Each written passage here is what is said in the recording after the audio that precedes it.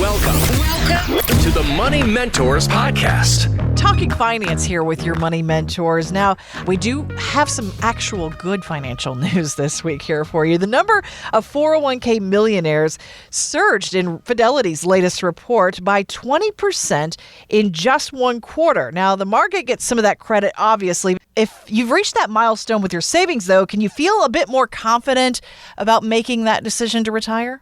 Absolutely. But the other side of that is it's not about that nest egg, right? Or that whatever you've saved. It can really help you. But what is more important is the income flow that is producing. Because you might have a large 401k, which means it's pre-tax. You haven't paid taxes on it yet.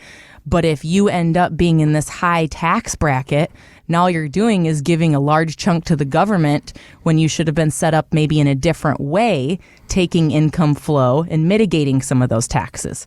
So it's not always about this nest egg. It's about what is that actually providing you, and that's the key. Right. On top of that, it's about income, right? You know, if you want to retire and you've saved $1 million, and I love using this line, I say it in a lot of meetings, but if your goal in retirement is to buy a nice 50-foot yacht and cruise the Caribbean islands and all that, I don't know that $1 million is enough to sustain that. Yeah. But if you have a job, dual income family, and say you've both saved and it's $1 million in your retirement accounts, and you want to maintain your lifestyle, and you've averaged, when you retire, you're making $120,000, your lifestyle is what you want to maintain, not knowing what that's going to look like 10, 15, 20 years from now, whether it's, a change in healthcare, where you need more care at home or in a facility. You want to make sure that you're balancing not only everyone always jumps to the fun stuff in retirement, and you should, because you've worked your whole life to get there. But you have to plan for the not fun stuff. You have to have a plan around taxes. How can you take advantage of these tax brackets we're in right now, so in those 10, 15 years, if your income needs go up, you're not forcing your taxes higher, right? There's things you can do there. And it's about reevaluating your investment strategies as markets change or as your needs change too. That quote, as soon as I heard Carrie Hannon say that, in one quarter it went up, it's because those are the people that stayed in the market, right? They had the vision of the long game, as she said, and aren't just day traders. You don't want to be day trading.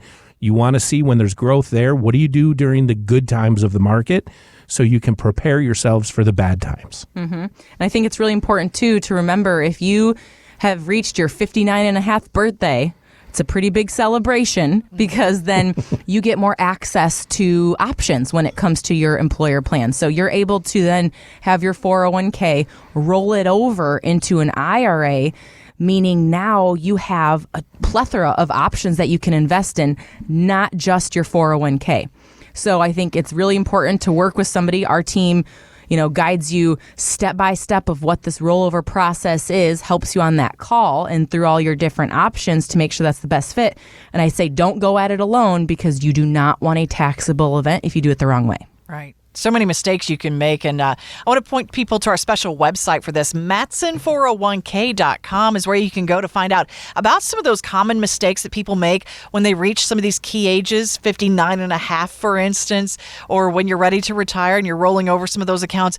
Let's be careful with those steps, too. If you want that free guide, you can go to Matson401k.com and download it there this weekend. It's free for you just for listening here on Money Mentors.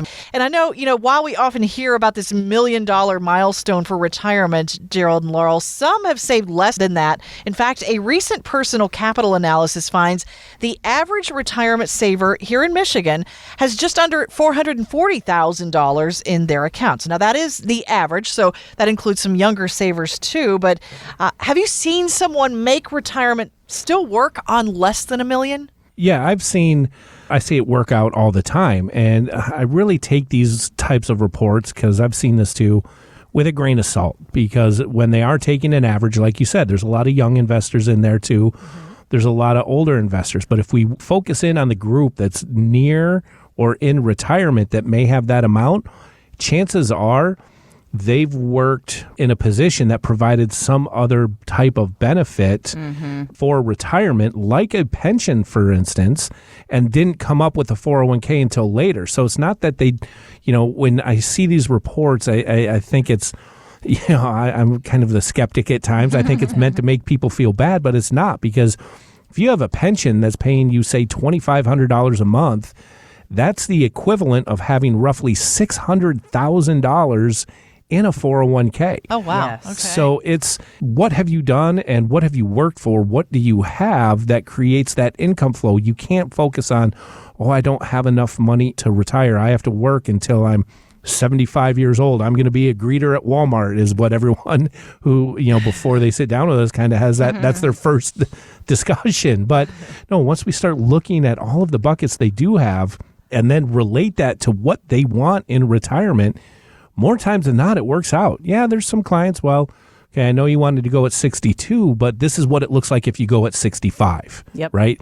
Those are the things we run through and really show you the difference of the good and the opportunity for your choices. Well, that's what's nice, too, is when you sit down with our fiduciary advisors, Gerald, as an example, he might come into the plan with a couple different income plans.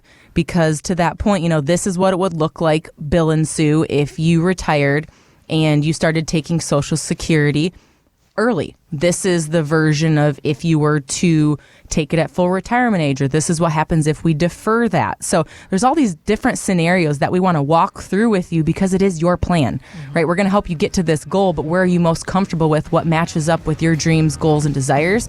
That's what's important to us. Want weekly lessons from your money mentors? Yes. Hit the subscribe button now and listen every weekend on Wood Radio. The opinions expressed in this program are for general informational purposes only and are not intended to provide specific advice or recommendations for any individual or on any specific security. To determine which investments may be appropriate for you, consult your financial advisor prior to investing. Any past performance discussed during this program is no guarantee of future results. Fee-based financial planning and investment services are offered by Matson Financial Services, LLC, an SEC-registered investment advisor. Insurance products and services offered through Lakeview Financial Group, LLC, Matson Financial Services, LLC, and Lakeview Financial Group are affiliated. To find out if Matson Financial Services is licensed in your state, please call 800-536-8907.